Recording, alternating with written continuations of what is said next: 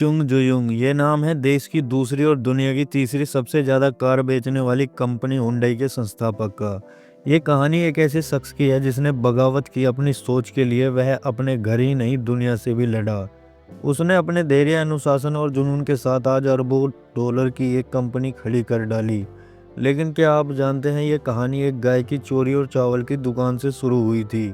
घर से भागने के बाद समय के थपेड़ों को झेल कर चुंग ने वो कर दिखाया कि आज दक्षिण कोरिया का बच्चा बच्चा हुंडई पर नाच करता है। यही नहीं, हमारे देश में हर तीसरा शख्स एक समय में हुंडई की ही गाड़ी चला रहा था। 90 के दशक में भारत में कारोबार की संभावनाएं तलाशते हुए जब हुंडई ने इंडिया में एंट्री का ऐलान किया, उस वक्त यहाँ Maruti Suzuki, premium, Hindustan Motors, Tata और महिंद्रा मोटर्स जैसी कंपनियां थी जिनका मार्केट पर अच्छा खासा दबदबा था। लेकिन देखते ही देखते कंपनी भारतीयों के बीच ऐसी पॉपुलर हुई कि यह अब देश की दूसरी सबसे बड़ी कार कंपनी बन चुकी है। नए मुल्क में किसी मेहमान की तरह एंट्री से लेकर नंबर 2 तक का यह सफर हुंडई के लिए आसान नहीं था। हाल ही में कंपनी भारतीय इतिहास का सबसे बड़ा आईपीओ लेकर आई, जिसका साइज 3.3 बिलियन डॉलर, तकरीबन 27,870 करोड़ रुपए है। सेंट्रो जैसी छोटी कार से तकरीबन 28 साल पहले भारत में अपना सफर शुरू करने वाली हुंडई की कहानी बेहद ही दिलचस्प है। तो चलिए शुरू करते हैं। गाइज, अगर आप भी हमारे यूट्यूब चैनल पर पहली बार आए हैं तो चैनल को सब्सक्राइब करें। इस कहानी की शुरुआत उत्तर कोरिया के एक छोटे से गांव से हुई, जहां पर चुंग का जन्म हुआ।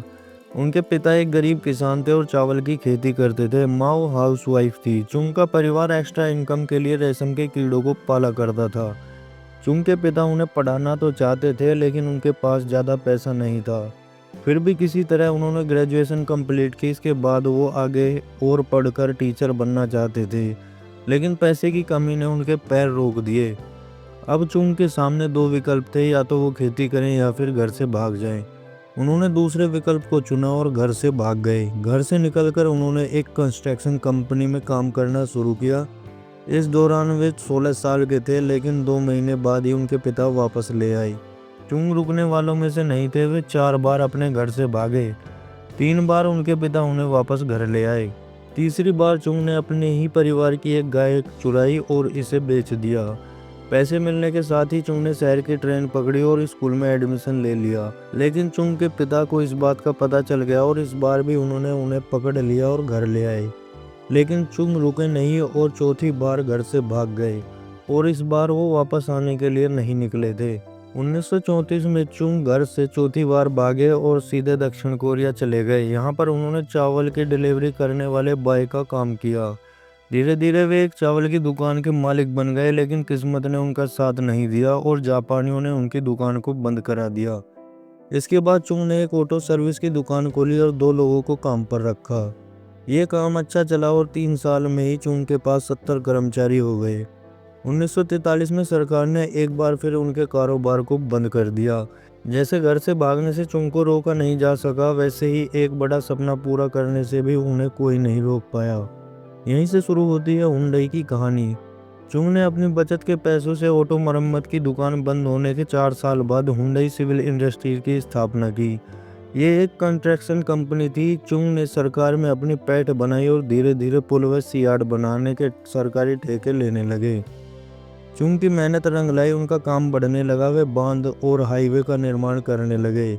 इस दौरान चुंग को ऑटो सेक्टर में संभावनाएं दिखी और उन्होंने कार के डिजाइन पर काम करना शुरू किया। चुंग मिडिल क्लास के लिए कार का निर्माण करना चाहते थे और उन्होंने ऐसा किया भी। 8 साल की मेहनत के बाद हुंडई ने अपनी पहली बनाई कार को एक्सपोर्ट किया। ये कार थी हुंडई पोनी, जो दक्षिण कोरिया के लिए आज भी गर्व का विषय मानी जाती है। भारत में आने से पहले हुंडई ने तगड़ी रिसर्च कर रखी थी और कंपनी इस बात से वाकिफ थी कि यदि उसे यहाँ के बाजार में सफल होना है तो आम लोगों के बीच लोकप्रिय होना जरूरी है। इसी बात को ध्यान में रखते हुए हुंडई ने 23 सितंबर 1998 को अपनी पहली कार के तौर पर हुंडई सेंट्रो हिचबैक को लॉन्च किया। बाजार में आते ही इस छोटी सी कार ने कमाल दिखाना शुरू कर दिया और उस दौर में एक हद तक मारुति कार का सपना देखने वाले भारतीयों के बीच एक नया विकल्प सामने आया। हुंडई ने अपनी पहली कार को इंडिया मार्केट में महज 2.99 लाख रुपए की शुरुआती कीमत में पेश किया था। इस कार का सीधा मुकाबला मारुति 800 से था, जो अब तक सेगमेंट की बेस्ट सेलिंग कार थी। समय के साथ सेंट्रो की कहानी आगे बढ़ी और कंपनी ने विज्ञापनों में बॉलीवुड के अभिनेता शाहरुख खान को शामिल करना शुरू किया। शाहरुख खान की लोकप्रियता का फायदा इस कार को भी मिला और देखते ही देखते इस कार की पहुंच देश के घर घर तक हो गई। इस कार के नाम के पीछे भी एक दिलचस्प किस्सा जुड़ा है। दरअसल सेंट्रो का नाम दक्षिण फ्रांस के एक शहर सेंट ट्रोपाज के शुरुआती 2 अक्षरों से मिलकर बना है। सेंट्रो ने हुंडई को भारत में अपनी जड़ें मजबूत करने में अहम भूमिका निभाई और साल 1999 की शुरुआत तक मारुति सुजुकी के बाद हुंडई देश की दूसरी सबसे बड़ी कार निर्माता कंपनी बन गई। 31 मार्च 1999 को हुंडई मोटर इंडिया ने इस बात का आधिकारिक तौर पर ऐलान किया। अब दूसरे देशी दिग्गजों को इस बात का आभास हो गया था कि बाजार में एक नया लेकिन तगड़ा प्रतिद्वंदी आ चुका है। साल 2015 आते आते इंडियन कार्स बायर्स का टेस्ट तेजी से बदल रहा था। अब तक बाजार में कई विदेशी कंपनियों ने नए सेगमेंट की शुरुआत के साथ ही कंपटीशन बढ़ा दिया।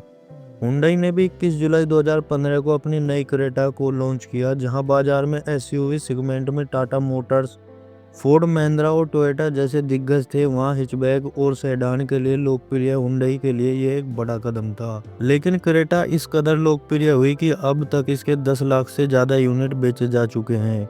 इसके बाद कंपनी ने अपनी नई वेन्यू को पेश किया और बीते साल कंपनी ने एक्स्टर को भी बाजार में उतारा। 28 सालों में हुंडई ने जो मुकाम भारतीय ग्राहकों के बीच बनाया वो हर किसी के लिए आसान नहीं है। आज भी हुंडई दूसरी सबसे बड़ी कार बनाने वाली कंपनी है। चुंग ऑटोमोबाइल डिवीजन इतना तेजी से बढ़ा कि उनके ग्रुप के बाकी काम फीके पड़ गए। एक के बाद एक कारों का निर्माण और साथ ही दुनिया भर में हुंडई की कारों को पसंद किया जाने लगा। इसके साथ ही हुंडई ने जापान की सबसे बड़ी कार निर्माता कंपनी सुजुकी को सीधा टक्कर देना शुरू कर दिया। बाद में हुंडई ने लग्जरी कारों के निर्माण में भी कदम रखा और उसमें भी सफलता पाई। आज हुंडई दुनिया भर में घर घर की कार के तौर पर फेमस है।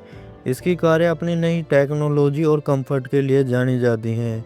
चुंग का कुछ बड़ा करने के सपने को पूरा करने में उन्हें समय जरूर लगा, लेकिन जब उन्होंने उसे साकार किया तो वो इतना बड़ा बनकर सामने आया कि दुनिया के ऑटोमोबाइल सेक्टर में वे बेताज बादशाह बन गई।